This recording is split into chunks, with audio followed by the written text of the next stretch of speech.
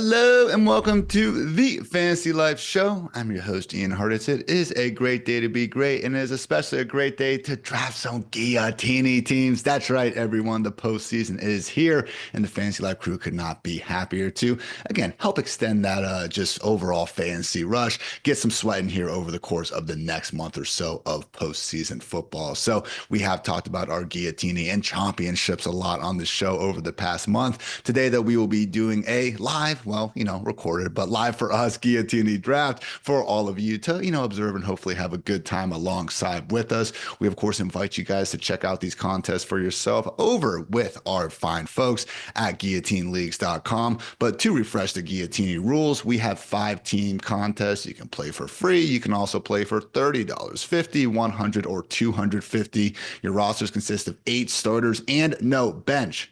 You hear me? 8 starters and no bench. That is pretty wild, okay? You can only draft 1 quarterback per team, 2 running backs, 2 wide receivers, 1 tight end is going to make up your starting lineup. Then you're going to fill things out with 2 flex positions. So, as is the case in all guillotine formats, the lowest scoring team will be chopped each and every week, and then those players will be spread out as free agents that you can use $1,000 worth of fab to acquire after each week. So again, pretty standard otherwise, full PPR scoring. And the biggest thing that I almost forgot, we are supposed to have fun. It is fun. Football is fun. And we at Fantasy Life here like to have fun. And by we, I, of course, mean myself and 4 absolute superstars. That's right, guys. Peter Overzet, Chris Allen, Mark Drumheller, and Geoff Ulrich joining me. Pete, going to start off with you, man. Happy Monday. How we feeling? Feeling good. I love playoff contests. It's, a chance to get redemption on those teams where you came up short in the regular season. And now to get to blend this with the Guillotine Leagues, which I had a ton of fun playing this year. And I'm ready to kind of meld some of those strategies and bring them over to the playoff mindset. Chris, your Bengals are eliminated, but you, my friend, are not yet. Not yet. And I agree with Pete on the idea of being able to bring in some of that, I guess the strategy portion that we don't really get to scratch that itch throughout the playoff season. It allows us to dive a bit more into these rosters for some of these teams we'll be seeing playing over the next few weeks. So excited to try and dive into it today. Mark, welcome. Anyone you will call out here? Maybe start a rivalry? Not yet. Listen, I'm taking everybody down. It's survive in advance each week. That's what I'm trying to do here. So I'm excited. It's the NFL second season. Playoff football is great. Really, I'm looking at the matchups and the head coaches, how they'll perform in the playoffs. I think that's going to be key as you try and get through each week. Of course, this is an international guillotine league. Geoff, welcome from sunshiny, the opposite of sunshiny, I guess, Canada. Yeah, no, absolutely. Sun doesn't come out here for at least 2 more months, but I'm just excited to snipe all the Eagles from Drumheller because I know he's just going to pick Jalen Hurts and AJ Brown and probably try and get Saquon somehow. Actually, yeah, that's all I'm excited for. Again, speaking of Eagles, they should be in high demand because, again, guys, you have to start all your players each and every week here. So accordingly, the Lions and Chiefs, if you want to get contrarian and go ahead and take those zeros just to have the guys on your squad ahead of week 2, that is your choice. It is a free country after all. But Pete, really getting into the strategy side of things here, it does seem interesting because, again, the 2-1 seeds are not going to be in play for at least 1 week. Yeah, and I think the trick is you think, okay, playoff best ball. I want to get the teams that are going to the Super Bowl. But I think in this format, what we really want to do is reorient ourselves to let's take this 1 week at a time. And the first week we have is this wild card action. How do I build a team that can win the wild card week? Because guess what? This isn't best ball. It's not fixed like you're stuck with your lineup. You're going to be able to work the waiver wire. You're going to be able to plug holes. There's going to be a lot of good players available, specifically in these smaller leagues like we're about to do here today. So my mind right now is all about optimizing for the best team in wildcard weekend, and I'll figure out the divisional round when we get there. Fair points. Well, I don't think you're going to be there in round 2 anyway, but if you are, whoa, bang, this early, Ian. Chris, now, again, the other big part of the rule set that really stuck out to me, you can only roster 1 quarterback per team. Obviously, 14 playoff teams remaining. Even after round 1 of the playoffs, we're still going to be dealing with 8 squads. So, Chris, in your opinion, is quarterback a position you can afford to wait on here? I'm struggling to see how you can wait on some of these quarterbacks here because we know that the guys that have those hybrid talents that are going into the playoffs, your Josh Allen's, your Lamar Jackson's, even Patrick Mahomes to some degree because he does have that scrambling ability. Those are the guys that you really want to be able to roster. But also if you only can have one on your squad, you do want to have one of those guys that you're fairly confident you're going to see playing deep into January, and of course have a shot at playing in New Orleans in early February. So those are going to be the guys that I'm trying to cut down some of my quarterback pool and try and target in this type of format, because just looking at how it's set up, you really do need one of the elite guys, or the ones that you can see playing like once they get to the Super Bowl. Mark, we were kind of talking before the show about just the lack of overall great tight ends still remaining in the playoffs. And yes, it was a problem throughout the regular season as well, but especially now. I mean, Mark Andrews and TJ Hawkinson, we can wrap our minds around being values. But beyond that, is there someone else remaining? Because I do see a certain returning Eagles tight end there, and also a former blast from the past that is still suiting up and making big things happen in Washington. Yeah, we got Dallas Goedert healthy, and of course, former Eagle Zach Ertz doing some things with the Commanders. So there's some guys there that could prove to be valuable, as the playoffs continue. I don't think the Commanders are going to get real far, but I think the Eagles got a nice path here. But to be honest, it seems like round 8 for tight ends. Geoff, and that is the other thing we got to try to, again, loop into this whole strategy element here, like who is actually going to be winning these games, in addition to the usual fantasy mindset of, who is going to be scoring the fantasy points. So to me, just kind of glancing at it, the NFC seems a bit more open than the AFC. In my opinion, the Ravens and Bills should be considered pretty big favorites. Chargers, Texans, maybe a bit more of a toss-up. But as our, resident betting expert here, how do you feel about the competitiveness, between the AFC relative to the NFC? Yeah, let's use expert a little loosely there, but for sure. I mean, you're right on. Like some of these games in the AFC, it'd be pretty shocking if Pittsburgh got through. So I mean, like the Steelers are going to be really risky picks, but obviously, like their ADP, you're probably going to be able to get them for cheap as well. Same thing with the Broncos, and then in the AFC, like. If some of these guys like the Commanders or on the Rams start to fall, I mean, they could be really good picks because they're just small underdogs. They're those games with Tampa Bay and Minnesota. I mean, they could go either way, really, under a field goal spread in Minnesota and the Rams. So, yeah, absolutely. You have to be mindful of what team you're picking. You may only have some of those guys if you pick up a Steeler for one round. So, try and if you maybe you feel good about the rest of your roster and you pick up one Steeler, it's not a big deal. But if you're loading up on Steelers, yeah, you might be in for a busy waiver wire after round 1, assuming you make it. And again, guys, that waiver wire really is the key difference between this and obviously playoff best ball contest, which, personally, I'm not trying to hate on any form of fantasy out there, but really is cool. You can take some Steelers, you can take some Broncos, still have every opportunity to cut those potential losers and get the squad in a better position here for round 2. So enough talking, guys. Let's start walking that walk and get into our draft. It is Guillotine season here. Again, GuillotineLeagues.com. Check it out. First, so before we get into that, a quick word from our friends over at Bud Light.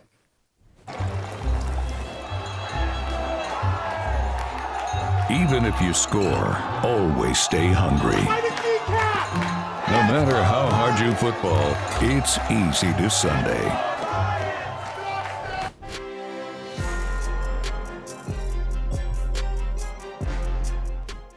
All right, guys, we are just about to get started here. Mark is picking out the 101. Pete's 102. Team Free Duke Johnson. Free Duke Johns on the screen. I got to work on my team names. It's your boy Ian, number 3, Chris Allen, 104, and Geoff, 105. So, Mark, you are officially on the clock here. The floor is yours.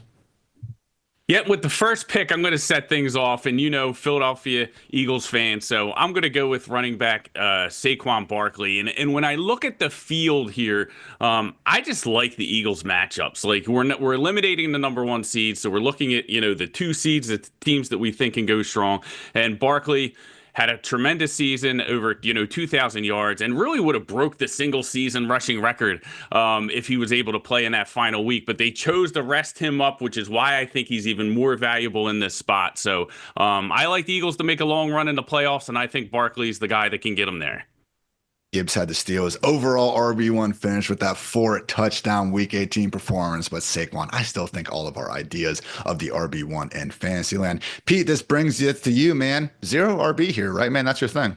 Hey, come on. Don't try to pigeonhole me. I'm a man who contains multitudes. And, after having Barkley and Derrick Henry shove it down my throat all year, it seems like a good time to get even on it here with Derrick Henry. They're at home 10-point favorites here versus the Steelers. I do think, getting in the highest floor picks possible to start this contest. And I think you could make a case for a couple receivers who I'm sure will come off the board here shortly after this pick. But man, I think there's one thing we can bank on with the Ravens as big home favorites, and that's Derrick Henry touching the ball, 20 plus times. So I'm going to go ahead and take him. I think Barkley is, the 101, deserves to be there. Is going to probably catch more balls than Derrick Henry will. Obviously in the full point PPR that helps, but Derrick Henry, not a bad consolation prize.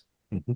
2 running backs off the board. Your boy Ian is now on the clock. And honestly, guys, if Saquon or Henry was here, I probably would be going down that route. But I'm going to throw a little bit of a wrench into things here, all right? Because I have not done too many of these yet. So I do want to see what happens if we take a quarterback, and not just any quarterback, but the man that we know can drop 50 at the drop of a hat, Mr. Josh Allen for those Buffalo Bills. I think they should be considered the favorite to make it out of the AFC. And again, if we are going to be using an early round pick on a quarterback, might as well be a guy who can throw for 4 touchdowns and rush for multiple in the same game. No, I'm not just talking about Bryce Young. So again, with Josh Allen, I think I'm going to have good opportunities further down to get some guys like Khalil Shakir and other wide receivers who are just going to be lesser, just I should say lower ADP, and I do think that could be an advantage in a contest such as this one. So, Mr. Josh Allen, welcome to the squad. I'm sure there's no chance I regret this later. Chris, takes it to you, though, man. 104, what are we doing? So now, since I'm close to the turn, right? And this is where some of the strategy portion comes into it, because we were talking earlier about trying to go with quarterback in the early rounds here. But since I've got Geoff right next to me and we only can roster 1, I don't really have to focus on that position as of right now. So I can look at some of the other guys and see what else is available. So I'm looking at like the wide receivers. I mean, the running backs are still looking pretty good right here, at least for me. We'll see what happens at the turn. So I'm going to go wide receiver. I'll take that first wide receiver off the board here. And Justin Jefferson sticking out to me like in this first round. I mean, so they're going up against the Rams on Monday, if I remember correctly. I have the Monday matchup. But still, I mean, that should be one of the guys that I like to target. I know that the Vikings defense or the Vikings offense as a whole didn't look all too great in their first, their first game. Like closing out the season in week 18, but still target share should be there. Up-tempo matchup against the Rams. I kind of dig it. So I'll take Justin Jefferson here. Justin Jefferson off the board. And as Chris mentioned, not exactly a gimme here with the Vikings and Rams matchup. We do remember Los Angeles taking it to him the last time around, but it is our first wide receiver off the board nonetheless. Geoff, it is up to you. You are on the turn, man. So, take your time here, but also 2 picks, man. What are we thinking? Yeah, no, this is interesting. Chris kind of ruined my strategy. I was going to take Jefferson, potentially even like double up from that game from the Vikings and Rams, and maybe go Puka and Jefferson, because then, you lose one of those guys, but at least you drag one big name wide receiver into round 2. I am still going to take Puka Nacua with my first pick here. I think that makes a ton of sense. He's got a 50% target share his last 2 games. I want one big name wide receiver. I'm going to bypass AJ Brown. I'm going to go Puka for my first pick. The second pick, to be honest, I could go a lot of different ways here. Haven't quite made up my mind, to be honest. So I'm just going to drag this out, Ian. And we're just going to take one more look around the draft room. I could double up here. Oh man. Lot of different options. I'm very tempted to just, you know what? I'm going to stick with my initial plan, but I'm going to go to the AFC for my second pick. I'm going to go with Nico Collins, and I'm going to double up on the wide receivers here. I want these big name wide receivers in the playoffs who are going to get like 20 targets, not 20 targets, but hypothetically speaking, Nico Collins, Puka Nacua, I think a really good one too. I would be pretty shocked if one of these guys didn't have a massive weekend. And again, we're playing Guillotine League. We just need not to be last. So I like the idea of anchoring my team with these 2 big names. I'm going to take Nico Collins for my second pick. Yeah, kind of opposite of the Ricky Bobby thing. If you are just not last, you're pretty much first here in guillotine land. So Rams 2.5-point home dogs, and also the Texans 3-point home dogs, of course, kicking things off in that first Saturday afternoon game because they are the Texans. So Chris, back to you. What are we thinking? Now here I will go quarterback because after Jeff took like some of the wide receivers that I was looking at least one of them right there, because I was also looking at Puka Nacua. I didn't think he'd get to me the second round, but still, I'll switch back to the quarterback position. Again, talking about the elite guys that you think are going to make the stretch run, at least play at least 2-3 games, like well into the playoffs. I'm going to go Lamar Jackson here. We had this conversation, you and I, Ian, a few weeks ago about how I think Lamar Jackson should be the MVP for this season. I know Josh Allen has had some of the ceiling games, but overall, seeing Lamar Jackson still as both the scrambler and the passer he has been so far, and also the fact that they're playing against the Steelers. I know it's going to be another AFC North matchup, could be another rock fight, more of a defensive thing, but seeing how well Lamar Jackson's been from a scrambling rate and also passing, he should be one of the guys that I'll want for the playoffs. So Lamar Jackson for me. Justin Jefferson and Lamar Jackson start there for Chris Allen. I already am having regrets about my team personally, but back on the clock, we need to continue trying to make it happen, everybody. And I think I'm going to, again, start to fade wide receiver a little bit. Famous last words, almost, inevitably. But looking at some of these still stud running backs on the board, Kyren Williams, someone I did not draft enough back in August. No, not because of the stupid punt returner storyline, but because I thought, hey, they used the day 2 pick on Blake Corum. Maybe they're actually going to use the guy. They really did not until week 18, at which point he unfortunately broke his forearm. So man, if we thought Kyren's role was big during the regular season, get ready as soon as we are again in a situation where it could be the last game of the year. Can't hold anything back now. So Kyren, come on down. We'll see if again the Rams are able to hopefully get that W against the Vikings here in round 1. But that takes us back over to Pete. Derrick Henry in round 1. What are we thinking now? Yeah, the calculation I'm starting to do in my head is, positional scarcity, kind of value over replacement. What can I get later in the draft? What can I not? All of us are not really dealing with the tight end position because, to be frank, it is not a great, contest for tight ends, just the way things have shook out, with Laporta and Kelsey on bye. I also think I want to wait on quarterback. So these are going to be running back and wide receiver selections for me. Definitely have a few different options I'm interested in.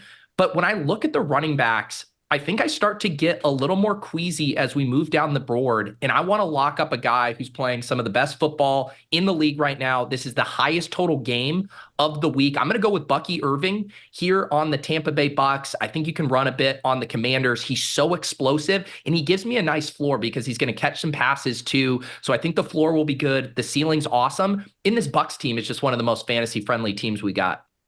Pete mentioned that over under 50.5 for the Commanders and Buccaneers. Round 2 of that, actually low-key kind of fun Tom Brady, Taylor Heineke matchup here from a few years ago. So King Henry and Bucky Irving for Pete start. Got those 2 RB spots already filled up nicely. So takes us back to Mr. Mark sitting there again, picking out the 1 spot. You got Saquon to kick things off, Mark. So 2 more Eagles on the way. I would love to take 2 Eagles here and just put all my eggs in one basket, to be honest. Go hard or go home, right? That's what we could do. But I'm going to actually just focus in on the wide receiver position. With my first selection, I am going to take A.J. Brown. I'm going to double up with the Eagles there. And with my second selection, I'm going to kind of hedge a little bit here and take Mike Evans. I think, when you look at the Tampa Bay Buccaneers, one of the best offenses in the NFL. Nobody saw this offense coming in the beginning of the year. Baker Mayfield, really solidifying himself as the guy there in Tampa Bay. And they put up numbers. And, that's going to be, if they can get out of the first round, having to go into Philadelphia will be tough. But I think it's a spot where we could see a lot of points in that type of game, even though we're, deep into the winter months when we could get some weather. So I like Mike Evans here. I'm going to take him, and I'm going to really solidify my wide receiver position. AJB, always a candidate to be the top scoring player during any given week. And meanwhile, Mike Evans, I know it was sad, everybody, that we didn't get the Evans-Lattimore Week 18 matchup, but guess what? Wildcard weekend could be the next great thing. Hopefully those injury guys help Lattimore's hamstring get ready for this one. So Saquon, AJB, and Mike Evans for Mark to start, not too shabby. So back to Pete, who has betrayed his entire identity with 2 running backs to start. What are we doing now in round 3? Yeah, we put a little testosterone in my coffee this morning. I am a little bummed to not get Mike Evans back. I am actually torn on the teammate thing. We saw Mark mention maybe not going all in on a single stack, because in DFS contests we like that variance, right? If this hits, man, we could go to the top. In this contest, we're just trying not to finish last, so that actually can be more of a bug than a feature. So maybe getting sniped on Mike Evans isn't the worst thing. I'm going to go with wide receiver here, and I don't know if this pick is going to seem a little unconventional or not, but I'm going to select Ladd McConkey here. Not only are they favorites in this game, but I like that Ladd gives me a pretty high floor, and that's what I'm starting to look at the wide receiver position. I mean, we all like guys like Jordan Addison or Cortland Sutton, but these guys can be boom bust in feast or famine. I don't want to take on the risk of a zero. I know Ladd's going to give me at minimum 11 to 12 PPR points with room for more if he scores a touchdown. And as favorites, I should expect to get to move him to the next round as well. So I like Ladd in this format a lot. Almost let out an inappropriate four-letter word there. So good pick by you, Mr. Pete. I was definitely going to go with Ladd myself. I do think these Chargers, man, have a outside chance of making a bit of a run. I know they're going to be, again, underdogs against the Ravens or the Chiefs or whoever they wind up against. Bills, obviously, as well. But when you got Justin Herbert, hey, what can go wrong? I'm going to actually go ahead and continue focusing on the onesies, get a little contrarian, if you will. Mark Andrews, come on down, a guy who scored more touchdowns than just about anybody after we just, basically gave up on him after the first 4 hellacious weeks of the season. Now sitting with Josh Allen, Kyren Williams, and Mark Andrews. So I think I'm looking pretty good, fellas. But again, we'll only know how this actually goes a short week from now. Back to Chris. Again, started off strong with Jettas and Lamar Jackson in the first 2 rounds. What are we thinking in round 3? You took my guy. I was going to take that Lamar Jackson, Mark Andrews stack and try and see if I can break the tight end seal. But now looking at the wide receiver board, I'll flip back there and see what else is available. And now I've got 30 seconds left to pick. And now I'm looking at this like Washington Commanders, Tampa Bay Bucks game, and we do know how tough or how porous the Bucks defense has been. I'm gonna look at Terry McLaurin here. Like over the past couple of weeks, I know he has been kind of tough from a target share standpoint. I know you even tweeted out yesterday, Ian, about how few targets he was getting beforehand, before the end of the game. But I do think in this matchup, the Commanders should be able to show out, and hopefully that Daniels to McLaurin connection will be back there with between those two. So I'll go McLaurin here. Nice rebound for Terry. Got that game-winning touchdown. If you guys had the privilege of watching what was otherwise a pretty forgettable Cowboys-Commanders game, finished the season, though, with 13 scores. So heck of a season for the artist known as Scary Terry. Takes us back to turn, though. Geoff, you got Puka and Nico in the first 2 rounds. Hitting 2 more wide receivers here? No, I don't think I can do that. I mean, Tank Dell still is on the board. I lost so much money with him in the regular season that I might as well just keep doing it during the playoffs, right? But no, I'm actually surprised. I'm pretty happy with my position here because both RBs that I thought I would get maybe one of these guys, but I'm going to get 2 RBs in a row. So I'm going to let this tick down right to the last second here, Ian, and then I'm going to take James Cook. That's a pretty easy pick in my opinion. The Bills are huge favorites.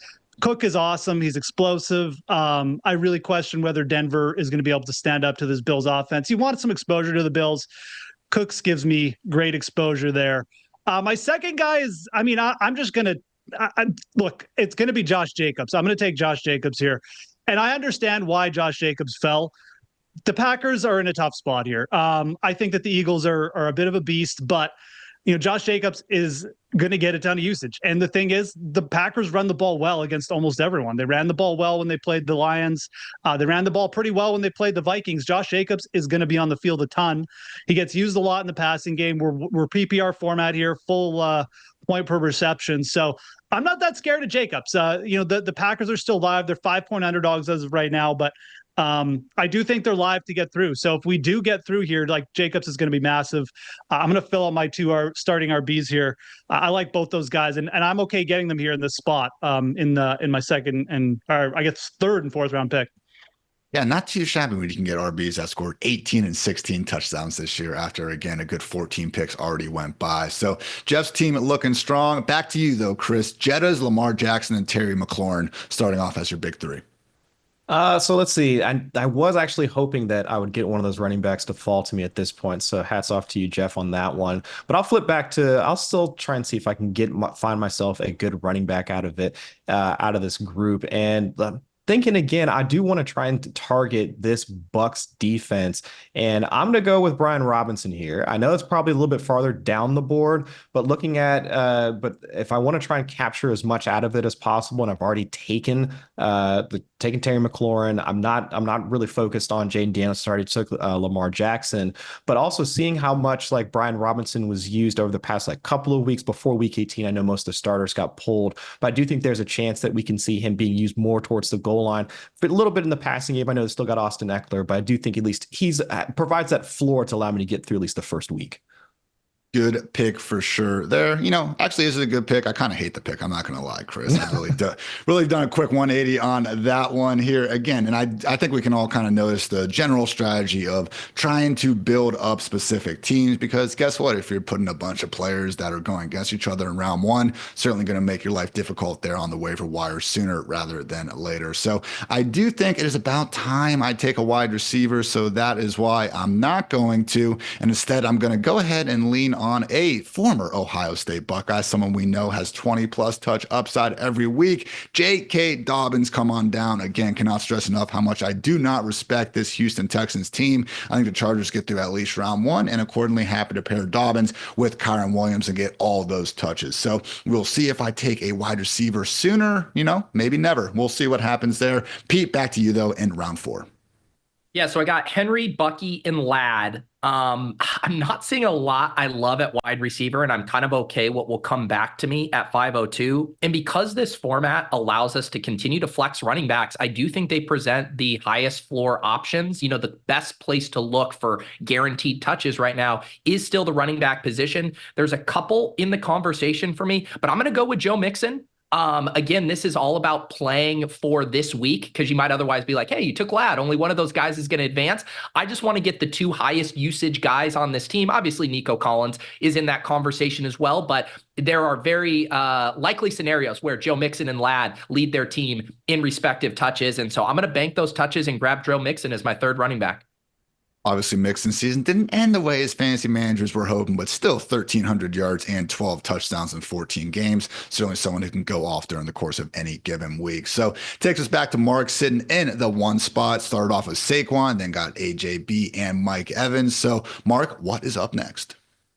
That one really stings. Pete got me back from Mike Evans with that Joe Mixon, because the running back room is not looking great as I stare into it right now, but I do feel like I need to address it. I'm probably going to go Aaron Jones here with the Minnesota Vikings. I think my thought process here is Minnesota looked awful last night, a terrible way to wrap up the season. There's a lot of questions with that offense now and the way they looked, but I think that they'll bounce back, and they're in a position of where, hey, if Kevin O'Connell can get that offense going, I think Jones could be valuable here. On the second one, I'm going to go with the quarterback position, but I'm a little nervous about Jalen Hurts, with the concussion thing, but I'm gonna go that way anyway. I'm just gonna go big on the Eagles here and stack that team up, and hopefully, it pays off.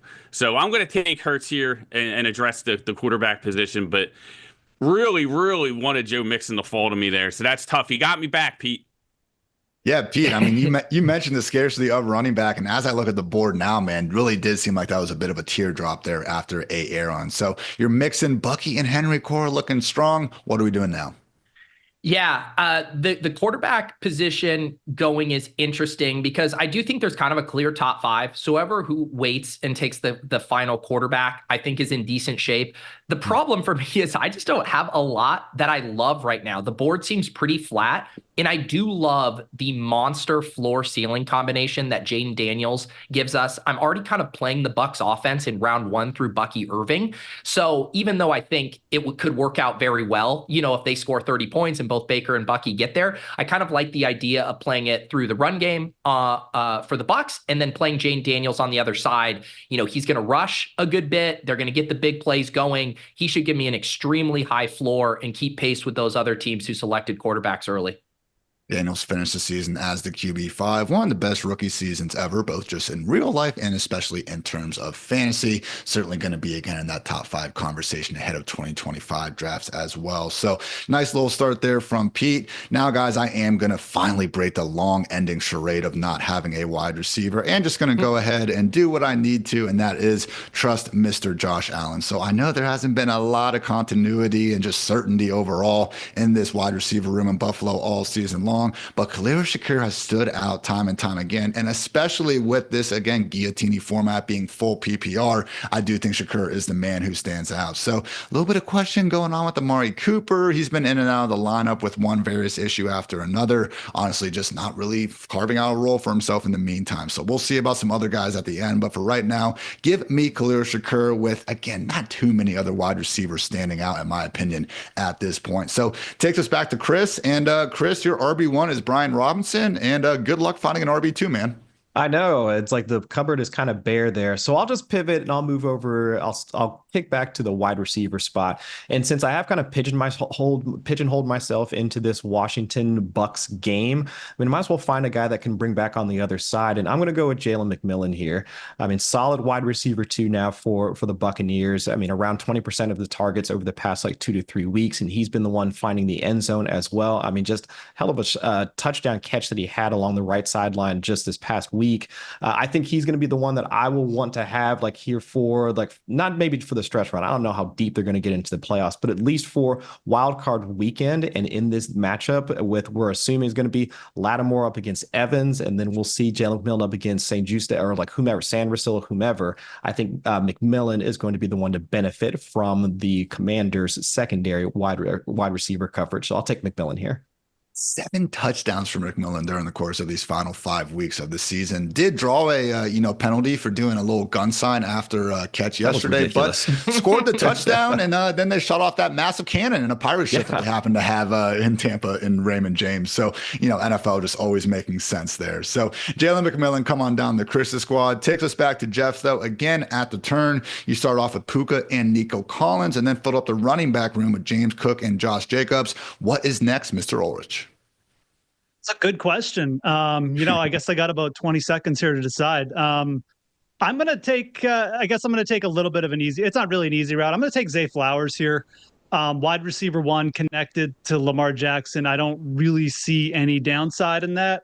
He didn't have the greatest end to the year. His touchdown total, not the greatest, but we're going to go Zay Flowers there. Second pick is still up for grabs here, Ian. I'm not going to lie. We're just going to try and work through this as I'm talking. I got a couple ideas in mind. I think I'm going to go on a little bit of a ledge here, probably.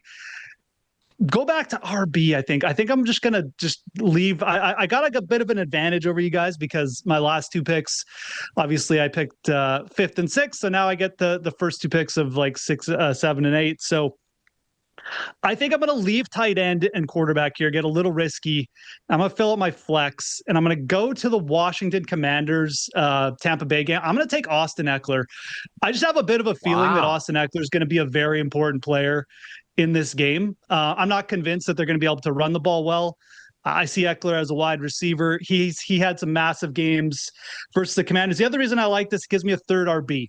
If Jacobs gets eliminated and Eckler gets through, and I'm right, then I got Eckler for the next round. So a little bit of a look ahead there. I'm going to have 3 RBs on my roster, which I like. And Eckler's basically a wide receiver anyways. Eckler indeed healthy, coming off that concussion, went out there yesterday and, was doing enough to earn 5 touches. So also for what it's worth, the Zay Flowers knee injury, not considered significant, supposed to be more of a bruise than anything per Dr. Tom Christ. So that was Jeff's pick. Now back to Chris, got Jalen McMillan last round. What are we doing here in round 6, Mr. Allen? I'm going to see if I can at least fill out my RB2 spot. It's tough out there in these streets, and I'm just going to at least try and find a floor spot. So I'll take Najee Harris here. I'm not super happy about it, but again, I'm just looking for touches right here, and Najee Harris at least getting him in what I believe to be more of a defunct Steelers offense at this point. I mean, they are limping into the playoffs. Really wish my Bengals had been able to get in there instead of the Steelers, but it is what it is. But at least right now, Harris playing over 50% of the snaps, getting most of the touches once they get inside the 10, inside the 5. So I can at least hope for that. And at least right now, looking at my wide receiver spots, I'll have them be the ones that are carrying my team at this point. I just need a floor for my RBs. Another instance of, again, playing a bit of strategy. This is a difference of, again, Guillotine playoff formats versus playoff best ball, where you can't afford to draft someone like Najee. Even if you think the Steelers are a one and done, we'll have every chance on the waiver wire. Hey, maybe you could even get one of these baller one seed running backs who, again, we are mostly not paying attention to right now. So I am back on the clock here. Took Khalil Shakur in my last pick, and as tempting as it is to go with another wide receiver, oh man, I really do need to do that, guys. I mean, who the heck else am I going to take at this point? So, side note, just saw Quentin Johnson had 13 catches for 186 yards yesterday. Right, that was a yeah. real thing that happened. That is absolutely crazy. So, I'm going to go with Devonta Smith. I think he's the best wide receiver left on the board, with all due respect to Cooper Kupp's corpse. And again, happy to get someone who during any given week is capable of putting up big time numbers thanks to his own talent and that Eagles passing game continuing to be very good at football. So, takes us back to Pete. You got Jaden Daniels last round, sitting pretty with 3 running backs. Ladd McConkey, your only wide receiver. What is next, Mr. Pete? Yeah, I feel good about grabbing a quarterback last round because the wide receivers I was considering are still here. Wide receiver really starts to fall off here in the next couple of picks as far as guys that we can, bank on seeing a good amount of targets. And so I'm actually going to go with Courtland Sutton here. Over the past 2 weeks, I was just filtering down, checking out our utilization report. He has an 8.7 utilization score among all wide receivers the past few weeks, 9 targets there in week 17, 7 targets in week 18. This offense is humming. Bo Nix is playing really well. We know they're going to have to chuck the entire second half to keep up with this Bills team. And so I'm really liking Courtland Sutton as a guy who is he the comfiest click in the world? No, there's still ways this can go wrong. A Devon Vele could pop up for a big game and all of a sudden Sutton's relegated to the sidelines. But I do think as far as wide receivers available now, he's one of the better picks. Bo Nix, multiple touchdown passes in 7 of his last 8 starts. I mean, he had 4 scores yesterday and only 3 incompletions. Maybe the Chiefs, making it a little bit easier on themselves so they didn't have to face a certain, Joe Burrow and people like that in the playoffs. But either way, a situation where you can be feeling good for Sutton, at least for 1 week. So takes us back to Mark at the top. You went with Jalen Hurts last round to help complete your, predictable Eagles stack. I think we can all agree. Saquon, AJB, Mike Evans, and Aaron Jones filling out the rest of the roster. Mark, you have 2 picks. What are we doing? Yeah, so I'm going to stay in the same state. I'm going to go Pennsylvania with the Pittsburgh Steelers. I'm going to take George Pickens. I'm going to look for, trying to get some value in this first round so I can advance. I don't think the Steelers have much, longevity in their future as far as a postseason run, but I think Pickens is a guy who can get big explosive plays, and we know that they're going to be trailing in that game against the Ravens. So I think there's some value there with George Pickens. And I really need to start looking at my flex position, but I'm going to fill out with my second pick. I am going to fill out the tight end position. I didn't think that I would be going here until the very end, but I'm going to take TJ Hawkinson now and just get that out of the way. Just because when I look at those running back and wide receiver positions, there is a cliff, and I don't think there's a ton of value right there. Hawkinson been a little bit up and down, as has Pickens, but hey, you know what? Last time the Steelers did face the Ravens, Pickens did manage to catch 8 balls for 89 yards. Certainly a bit better than that goose egg he put up over the weekend. So, Pete, back to you. Again, snag Courtland Sutton, now has Ladd McConkey as your top 2 wide receivers. You have Henry, Bucky, and Mixon. So one more flex spot. Also need that tight end. What are we filling up here? Yeah, I think I am going to pull the trigger at tight end. I was going to take Hawkinson if Mark let him slip by. I thought that was a solid pick. I think what I'm going to do is grab Dalton Kincaid, and the knock against him has been there's just like no ceiling with him, which has seemed pretty true, but he's been a decent target earner, other than the week 17 dud where he only had 2 targets. He was 7-7, 4, 8-7. So again, big team total, home favorite. I'm already kind of playing this as a bit of a shootout with the Courtland Sutton pick. Always likely to dud, but I do think he gives me, a bankable 6 to 7 points. And one of the things, Geoff and LaMarca wrote about in their guillotine previews, you just want to avoid zeros. And we know there could be zeros at the tight end position. I think a guy like Kincaid, he's going to catch 4 to 5 balls, and I can hang my hat on that for now.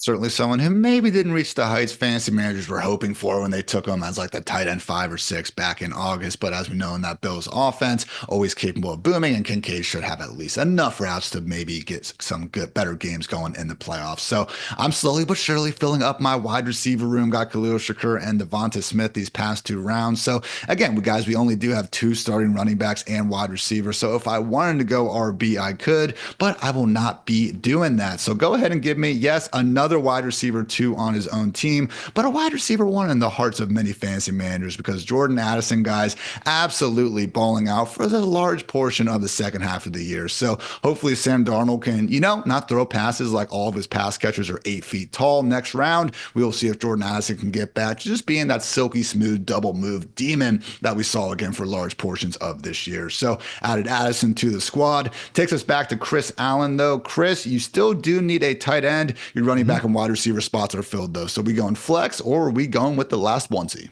I'll take the last onesie here, and I'm going to go and try and stack up Lamar Jackson, and I'll take Isaiah Likely. I really would have preferred if I had gotten the Mark Andrews, Lamar Jackson, but at least with the Zay Flowers injury, we'll see how much that's going to keep him limited even in this game coming up this coming weekend. But Likely over 60% of the routes these past few weeks, and he did pop up for over 15% of the targets in week 18. So there's a good chance we can see a few more balls thrown his way, knowing that the Ravens need to get over the hump against the Steelers in this matchup. So at least get the correlation there. I've got Najee Harris like on the coming back with it. So I'll take Isaiah Likely to fill up my tight end spot.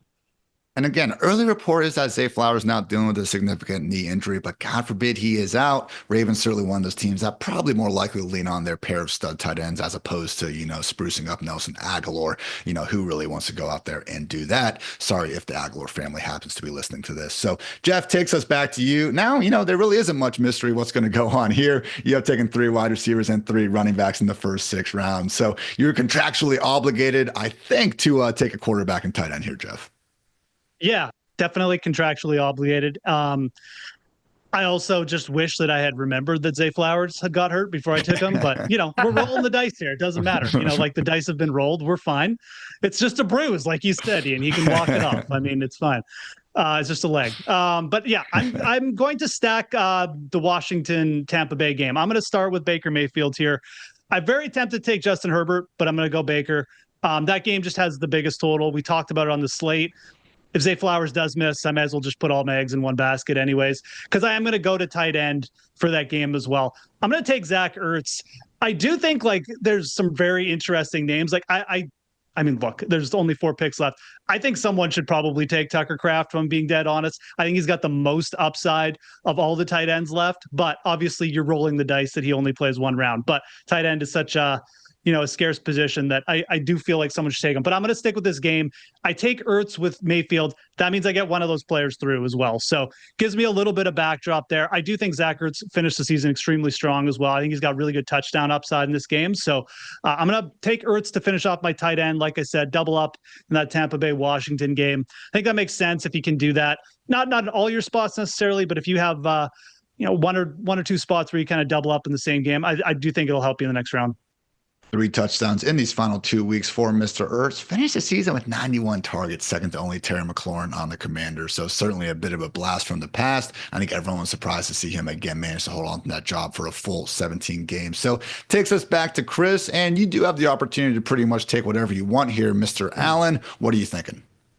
I'm kind of rolling the dice here, just like Geoff on his last pick, because there's quite a few guys out there, but nobody really sticks out to me. But since I was already looking at trying to pick up some guys from the Minnesota game, I mean, I got Jay Jettis. I'm trying to find some correlation.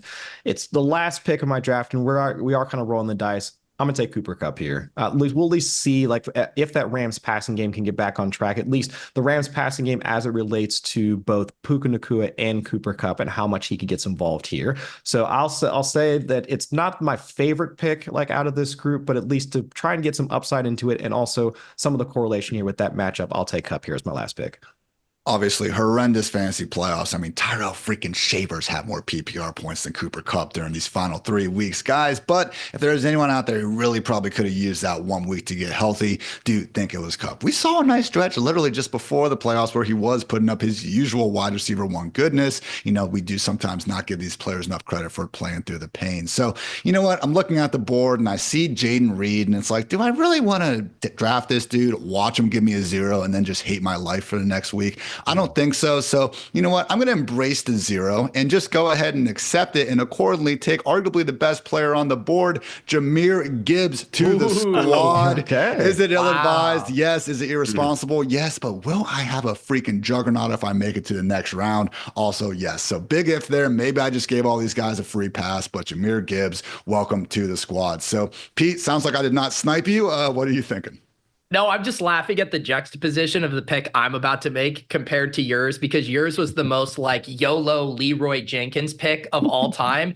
And I am going to draft a second running back from a team I've already drafted a running back from. And I'm going to take Rachaad White to pair with Bucky Irving. We've seen these guys play almost very different roles for the Bucs. And depending on how game scripts goes, we can have Bucky games, we can have Rachaad White games if they're trailing, or we see games where they both get involved because there's so many points to go around. And I actually think this is a pick that can kind of raise the floor of my lineup, where I basically want to feel comfortable saying there's going to be about 25 Bucs running back points. Now I don't have to guess exactly where they come. I'm going to take that high floor there and play it a little safe, Ian, unlike some of us. Hey, Rachaad White, had all that. Oh, he had 0 touches and 0 yards last week. Yeah, playing it safe, getting that floor. We'll see what happens there, Mr. Pete. It was week 18 after all. But Mark, you're going to close us out, man. Again, filled up your onesies with Hawkinson last round. What are we doing here? Yeah, I'm going to wrap things up. I'm going to try and get a player here with a little bit of shelf life. I'm going to take a shot here. I'm kind of torn between, do I want to go Jayden Reed or do I want to take, Amari Cooper with the Bills and get somebody that I can really count on down the stretch? Or do I want to bank on one of these late picks, the waiver wire? I went back and forth, but I think I am going to take Cooper here and just kind of round out my flex positions. Kupp, he's already gone, bro. Ooh, Say Mark. No, I selected Jayden Reed. I kind of switched up at the last minute there. I was torn between him and Amari Cooper, but I took Jayden Reed. I know that Eagles secondary is good. They're in a tough matchup, especially with Love banged up. If it's going to be Malik Willis, it's going to be a problem. But I'm going to take a shot there with the remaining people on the board. I just thought it made sense. Multiple Coopers, of course. That's on me. I will watch the film and get better. But guys, that is going to do it now here on our, for our lovely YouTubers out there. You can see the full draft board, but just going to quickly go through these squads, let you guys know what we think, maybe our favorite pick, least favorite pick, and how we're feeling ahead of, again, the Guillotine playoffs. So, Mark, we'll again stick with you here. You started off with Saquon Barkley in the first round, followed up with A.J. Brown and Mike Evans to get a pretty strong core, filled out your RB spot with Aaron Jones, got Jalen Hurts and TJ Hawkinson for your onesies, and then got George Pickens and Jayden Reed there. So, you got to wonder how long you're going to have a chance with Pickens and Reed. But other than that, man, it does seem like a pretty strong core. Yeah, what I really like and what I wanted to do is target people that really had high ceilings. And even though, the Eagles-Packers game in week 1, isn't supposed to be the highest total, those individual players really have high ceilings. Like, we know the Eagles are going to lean on Barkley and A.J. Brown when it counts the most. And George Pickens is a guy who can just completely go off on any defense. So I like that I have those types of players on my team. That gives me a lot of confidence, going into this first week. So I felt it was important to round it out like that. Mike Evans, that's going to be a shootout, with the Bucs in the Bucs game. So I'm pretty excited about the wide receiver group. Worried about Hurts again. He's got to be healthy, but if he is, I think it's great value there. Extra full week removed from the concussion. You'd like to think he is going to be good to go. Again, a little concerning he didn't get a practice in last week, but could have been more of a rest issue than anything. So takes us to Pete. Again, you were picking out of the 2 spots. Started off heavy RB with Henry, Bucky, and Mixon in 3 of your first 4 picks. Filled out the wide receiver core with Ladd McConkey and Cortland Sutton, Jaden Daniels and Dalton Kincaid as your onesies, and then just wanted all the Buccaneers RBs. So tacked on Rachaad White in round 8. How are we feeling? Yeah, there's a saying, if you're in the woods, you don't need to outrun the bear who's chasing you down. You just need to outrun one of the people in your group. That's how it works. That's how this format works here. I wasn't necessarily swinging for the fences. I want to just survive in advance, trying to bank as many touches as possible here, raise the floor, let other people get a little too cute, maybe take it a 0 in round 1 and then make them pay for that mistake. So yeah, tried to get as much touches as possible. I think if this goes wrong for me, it's because my wide receivers really fail. If Ladd and Cortland Sutton have down games, you guys might be making up huge ground on me at wide receiver, and that could hurt, but feel pretty good about the running backs and the flex.